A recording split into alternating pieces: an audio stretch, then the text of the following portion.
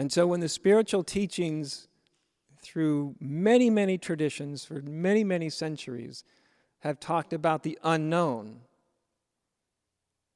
what they're really talking about is this kind of renewal. Of course, we make the unknown into something. We can even make a term like the unknown, and before you know it, you think there's this place. And it's called the unknown that you have to find, and it's like which that's just a product of imagination. There isn't a place called the unknown. It's a way of a returning our consciousness day to day, of renewing our minds, our emotions, literally renewing our consciousness from day to day.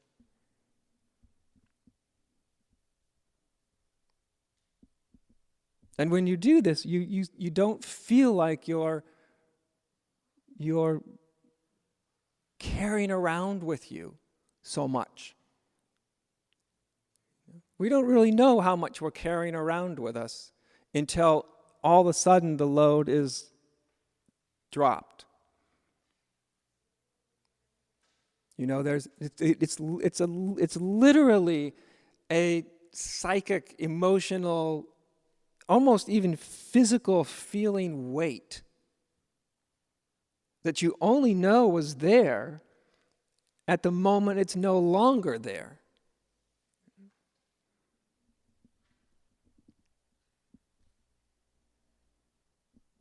At the moment we sort of awaken from this extraordinary accumulation of experience, of ideas, beliefs, all the rest. As soon as consciousness can awaken from all of that, the feeling is quite amazingly even physical, how much weight it feels is suddenly off your shoulders. It gets accumulated slowly, gradually, over years and years and years, and so we don't even know that we're carrying it. It would be almost like if you were born with a backpack, and every day somebody dropped something in there that was only, say, an ounce or half an ounce.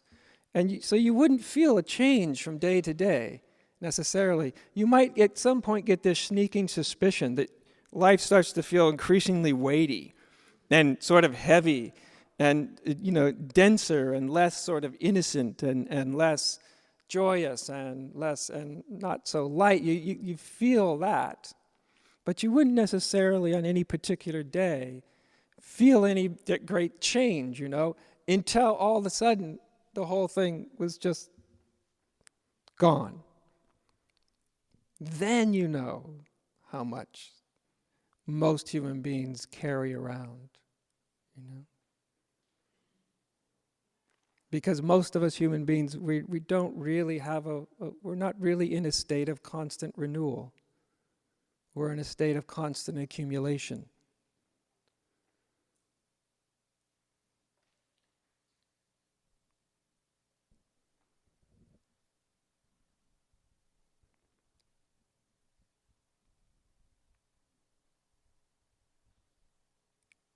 And so, when we can literally listen to the quiet spaces, which is that's what meditation is. And it's not just the meditation that you do when you're, say, sitting 15 minutes before we meet here, or you do at home when you're not, you're sitting in a chair or sitting down and meditating in a formal way. Because that's that's important, but it's a limited idea of what meditation is. Meditation is actually the act of being in a state of renewal, of listening to the quiet spaces inside as opposed to the noisy spaces inside. Most human beings are listening constantly to something that's rather noisy. Have you noticed? And yet the sacred dimension, it has with it that sense of freshness, does it not? That sense of sort of instant renewal. Have you ever had the experience that just comes upon you, you don't even know how, but you can tell when it comes upon you? Have you ever had that experience where quite suddenly you're just, say, walking along or doing whatever you're doing, and on that moment, for whatever reason, all of a sudden it feels like the very first time? Have you had that experience as an adult? And all of a sudden, just a single step feels like a miracle? It feels like when you were like a very young child, how it must have felt like to take your first step. Do you know, when you watch children learning to walk, each step is sort of it's a discovery, right? It's an amazing thing. Once we learn how to walk well, we just start to do it unconsciously. We forget how amazing it is. But as soon as we're not operating through the past, all of a sudden, a single step feels somehow extraordinary. Somehow extraordinary in its absolute simplicity. The most everyday things start to take on a whole new life of their own.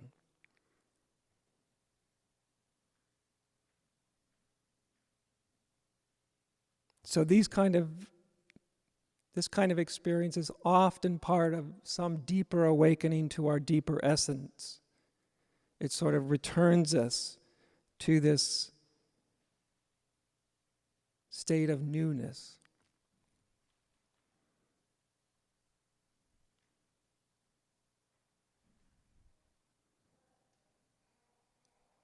And one of the beautiful things about this time of year is literally the whole natural environment is actually in this state of, it's kind of receding into a state of renewal, into a very, very quiet place.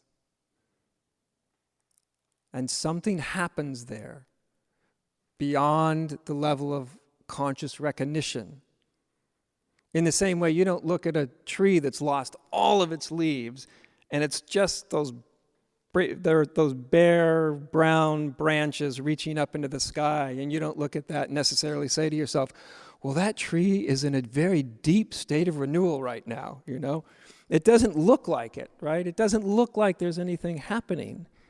I mean, sometimes you can't even tell if it's alive or dead. But there is a state of deep, deep renewal happening. And so literally the whole environment around us is participating in it. And it actually makes it far easier. Because remember, as bodies and minds, we're as much part of nature as a tree that's dropping its leaves, or the waves coming in at the ocean. There's nothing about a human organism that's anything other than an expression of life itself.